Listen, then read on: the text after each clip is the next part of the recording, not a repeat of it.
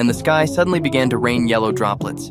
The liquid felt extremely sticky to the touch. It also gave off a strange smell like coconut milk mixed with jam. This gave me a terrifying feeling that the apocalypse was approaching, so I decided to build an underground shelter to protect my family. Just 3 days earlier, I suddenly heard a loud clap of thunder. When I looked up, the sky was filled with flocks of crows. Strangely, I was the only one who noticed this abnormal scene. My coworkers neither saw the crows nor heard the thunder. After that, I began having constant nightmares all about storms. As time went on, my mental state started to deteriorate.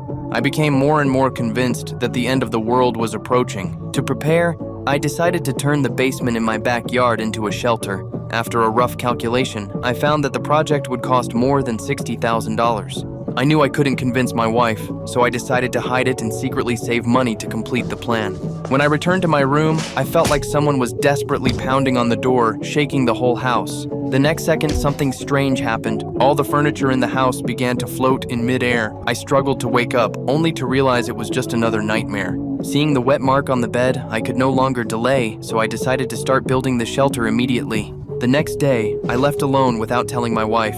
I went to a hardware store to buy a gas mask. Then I went to the supermarket to stock up on non-pea perishable food. To avoid my wife finding out, I hid everything in the shelter before the weekend. Then I bribed a coworker to bring an excavator to the backyard. We dug a 10-meter deep pit next to the basement and directly placed a shipping container inside it.